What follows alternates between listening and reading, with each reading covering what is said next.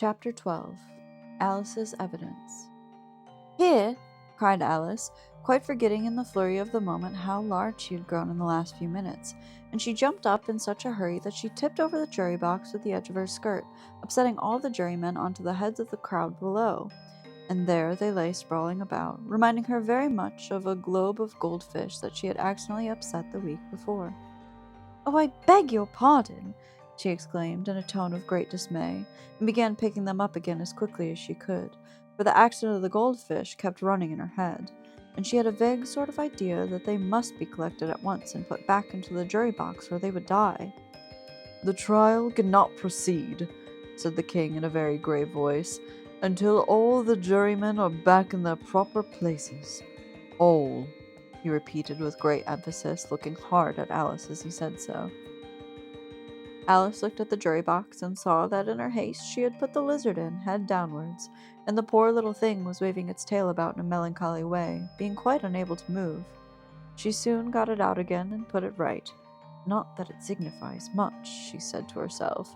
"I should think it would be quite as much use in the trial one way up as the other." As soon as the jury had a little recovered from the shock of being upset, and their slates and pencils had been found and handed back to them, they set to work very diligently to write out a history of the accident, all except the lizard, who seemed too much overcome to do anything but sit with his mouth open, gazing up into the roof of the court. "What do you know about this business?" the king said to Alice. "Nothing," said Alice. "Nothing whatever?" persisted the king. "Nothing whatever," said Alice. "That's very important," the king said, turning to the jury. They were just beginning to write this down on their slates when the White Rabbit interrupted. "Unimportant, your majesty means, of course," he said in a very respectful tone, but frowning and making faces as he spoke. "Unimportant, of course, I meant," the king hastily said, and went on to himself in an undertone. "Important, unimportant, unimportant, important," as if he were trying which word sounded best. Some of the jury wrote it down important, and some unimportant. Alice could see this, as she was near enough to look over their slates. "But it doesn't matter a bit," she thought to herself. At this moment, the king, who had been for some time busily writing in his notebook, cackled out, "Silence!" and read out from his book, "Rule 42. All persons more than a mile high to leave the court." Everybody looked at Alice. "I'm not a mile high," said Alice. "You are," said the king. "Nearly 2 miles high," added the queen. "Well, I shan't go at any rate," said Alice. "Besides, that's not a regular rule. You invented it just now." "It's the oldest rule in the book," said the king. "Then it ought to be number 1, said Alice. The king turned pale and shut his notebook hastily. "Consider your verdict," he said to the jury in a low, trembling voice. "There's more evidence to come yet, please, your majesty," said the White Rabbit, jumping up in a great hurry. "This paper's just been picked up." "What's in it?" said the queen. "I haven't opened it yet," said the White Rabbit, "but it seems to be a letter written by the prisoner to somebody."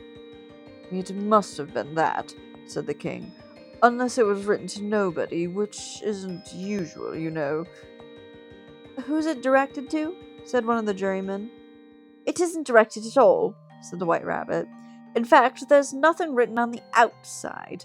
He unfolded the paper as he spoke, and "it isn't a letter after all. It's a set of verses." "Are they in the prisoner's handwriting?" asked another of the jurymen. "No, they're not," said the White Rabbit, "and that's the queerest thing about it." The jury all looked puzzled. "He must have imitated somebody else's hand," said the king. The jury all brightened up.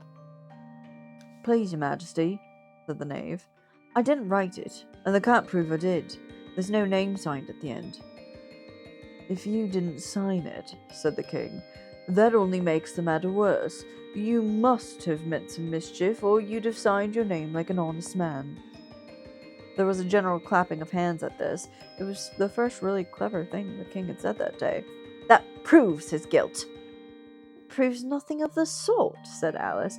"Why, you don't even know what they're about." "Read them," said the king.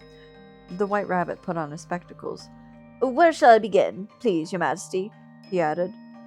Begin at the beginning, the king said gravely, and go on till you come to the end. Then stop. These were the verses the White Rabbit read. They told me you'd been to her, and mentioned me to him. She gave me a good character, but said I could not swim. He sent them word I had not gone. We know it to be true. If she should push the matter on, what would become of you? I gave her 1, they gave him 2. You gave us 3 or more. They all returned from him to you, though they were mine before. If I or she should chance to be involved in this affair, he trusts to you to set them free, exactly as we were. My notion was that you had been, before she had this fit, an obstacle that came between him and ourselves and it.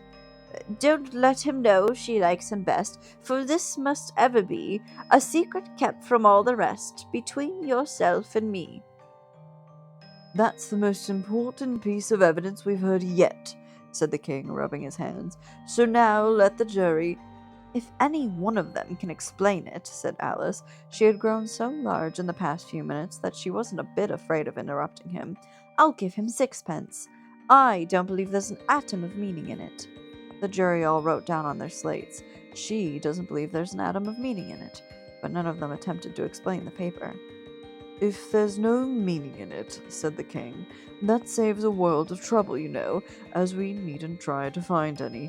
And yet, I don't know, he went on, spreading out the verse on his knee and looking at them with one eye.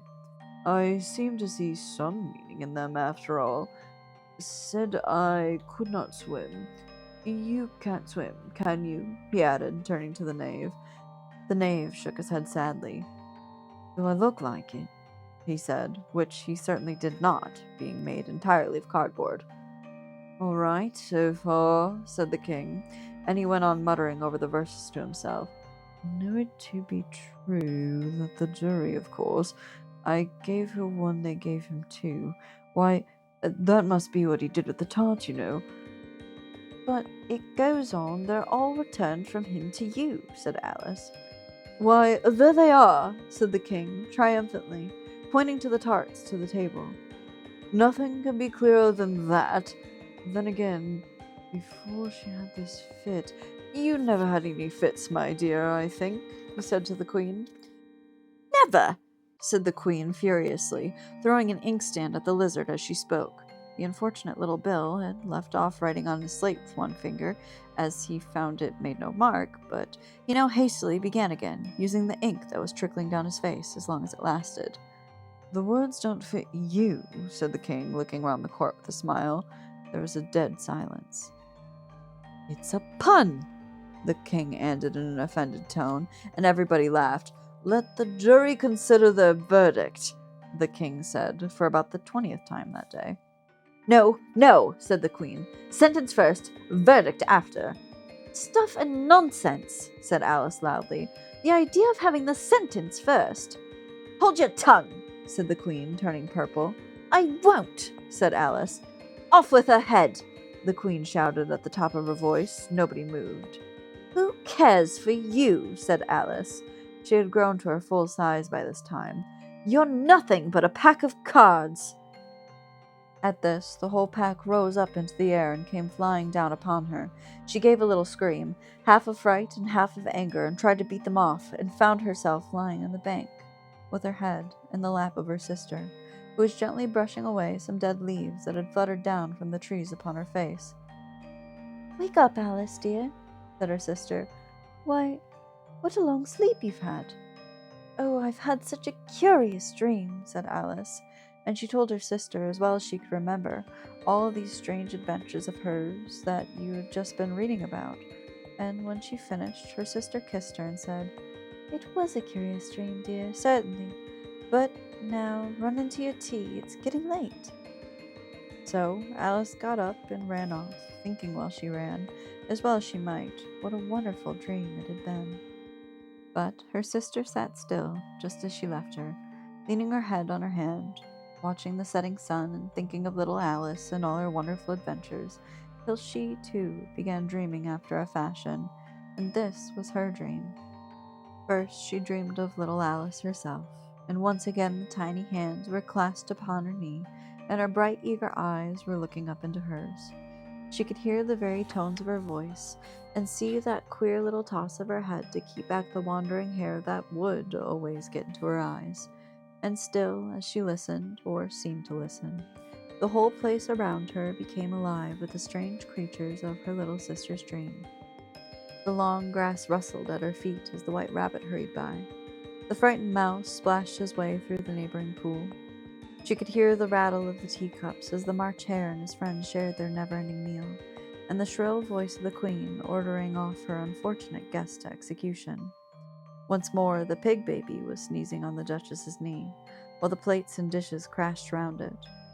Once more, the shriek of the griffin, the squeaking of the lizard's slate pencil, and the choking of the suppressed guinea pigs filled the air, mixed up with the distant sobs of the miserable mock turtle. So she sat on with closed eyes, and half believed herself in Wonderland, though she knew that she had but to open them again, and all would change to dull reality. The grass would be only rustling in the wind, and the pool rippling to the waving of the reeds. The rattling teacups would change to tinkling sheep bells, and the queen's shrill voice to the voice of the shepherd boy. And the sneeze of the baby, the shriek of the griffin, and all of the other queer noises would change, she knew, to the confused clamor of the busy farmyard, while the lowing of the cattle in the distance would take the place of the mock turtle's heavy sobs. Lastly, she pictured to herself how this same little sister of hers would, in the aftertime, be herself a grown woman, and how she would keep, through all her riper years, the simple and loving heart of her childhood, and how she would gather about her other little children, and make their eyes bright and eager with many a strange tale, perhaps even with the dream of Wonderland of long ago, and how she would feel with all their simple sorrows, and find a pleasure in all their simple joys, remembering her own child life and the happy summer days.